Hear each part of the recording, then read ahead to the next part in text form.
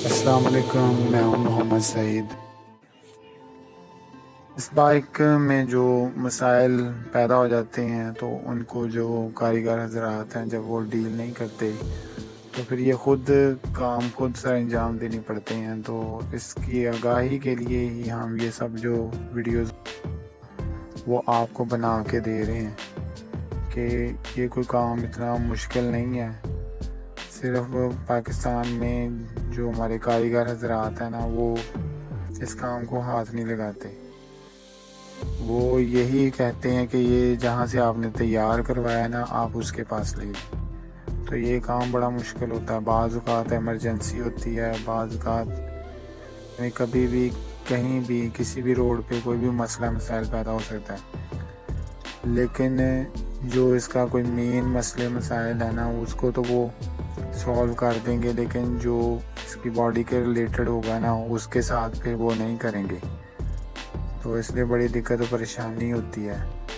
तो हमारा मकसद भी यही है कि एक एक करके तमाम जो इसके साथ प्रॉब्लम्स हैं, जो इसके मसाइल हैं इस गाड़ी के, वो आप लोगों के साथ डिस्कस करें और आप लोगों को सिखाएं, ताकि अगर आप इस चीज़ में इंटरेस्टेड हैं, अगर ये गाड़ी आपके पास है या आप ये बनाना चाहते हैं, तो आपको पूरी की पूरी आगाही हो।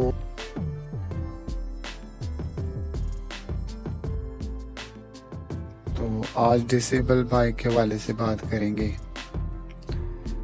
सबसे पहले 2016 में जब मैंने ये फ़र्स्ट टाइम बाइक को बनाया था, परचेज़ किया और बनाया इसके पार्ट्स वगैरह, तो उस वक़्त ना तो इसका कोई ट्रेंड था और ना कोई इसके बारे में इतना ज़्यादा जानता था। तो उस वक़्त काफ़ी परेशानी थी। और ये एक देसी जुगाड़ है जो कि जिसके ज़रिए इसको बाइक को तैयार किया गया हुआ है। और ये जब तैयार करवा ली उसके बाद भी काफ़ी तरह के मसाइल थे। इसको चलाने का नहीं मालूम था और बड़ी परेशानी और तकलीफ़ का वो टाइम था।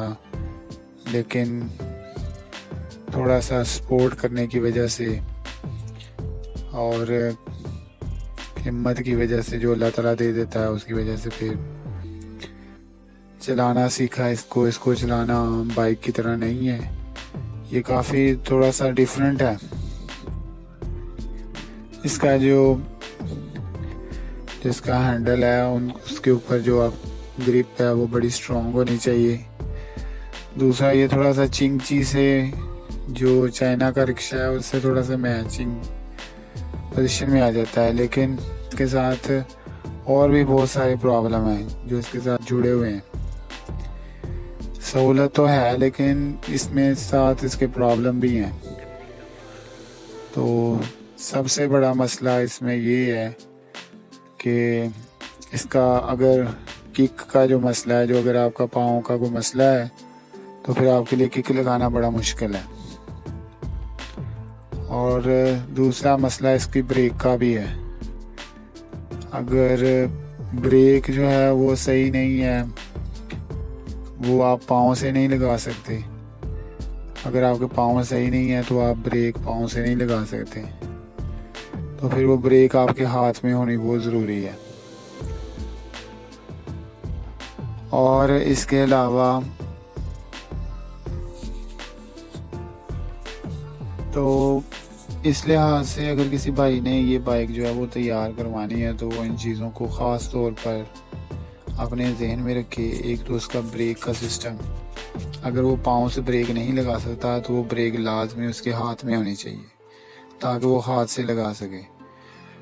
और दूसरा, उसका गियर का सिस्टम, अगर वो पाँव से गियर नहीं लगा सकता तो भी उसका कुछ ऐसा सिस्टम बनाया जाए जो वो हाथ के साथ ही उसको करे।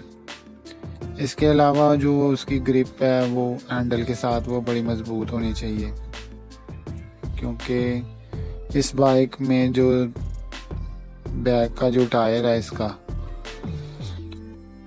वो जब तक वो ज़मीन पे नहीं लगेगा, वो रोड पे नहीं लगेगा, तब तक के लिए ये गाड़ी जो है वो आगे मूव नहीं करेगी। साइड व्हील्स का सिर्फ इसमें यही कमाल है कि वो आपको गिरने से बचाती है। अगर आपका बैलेंस नहीं है तो वो आपको गिरने नहीं देगी।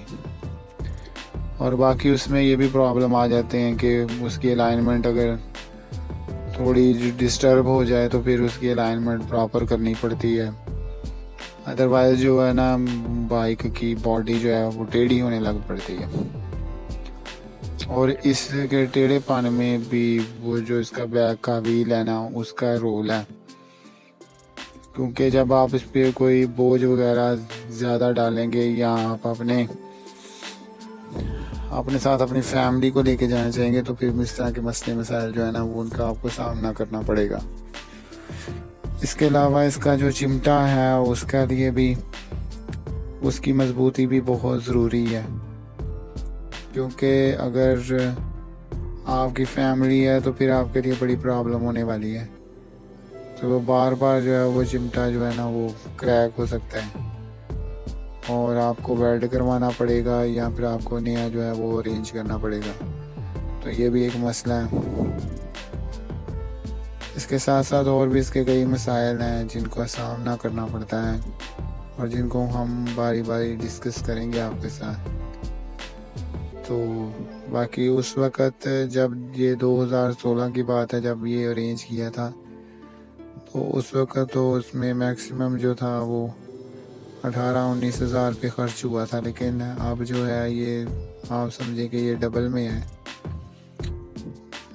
क्योंकि पाकिस्तान के हालात कुछ इस तरह के हैं कि यहाँ पे बस जो आपकी 5 साल पहले वाली चीज़ है वो अब डबल हो चुकी हुई है। बाकी सहूलत के अतबार से तो ये सवारी बहुत अच्छी है डिसेबल के लिए।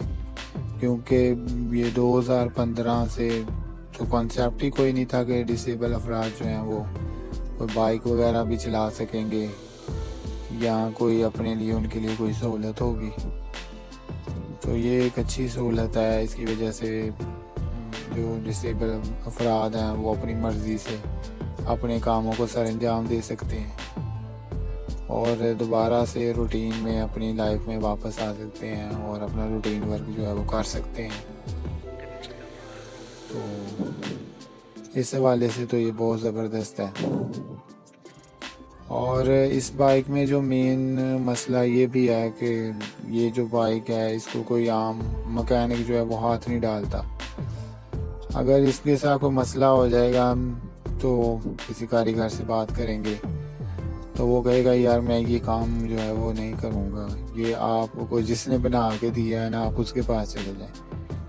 तो इस तरह के काफ़ी मसले मसाइल हैं और इसको खोलना और बंद करना इतना मुश्किल नहीं है, ये खोलना बंद करना। लेकिन बस ये एक पाकिस्तान में एक प्रॉब्लम है कि हमारे जो कारीगर हैं वो भी ये समझते हैं कि जो काम हम रोज़ कर रहे हैं सिर्फ उससे रिलेटेड काम आएगा तो हम करेंगे, तो बाकी हम किसी काम को हाथ नहीं लगाएंगे। तो इस वजह से और इसी वजह से जो डिसेबल अफराद हैं वो अक्सर ये छोटे मोटे काम अपनी गाड़ी के खुद करते हैं या करने की कोशिश करते हैं। तो बस ये चीज़ें जो हैं वो आपको हम समझते हैं ये मालूमात आपके लिए बहुत ज़रूरी है उन लोगों के लिए जो इसमें इंटरेस्ट रखते हैं और इसको बनाना चाहते हैं या इसको आप चलाना चाहते हैं। शुक्रिया।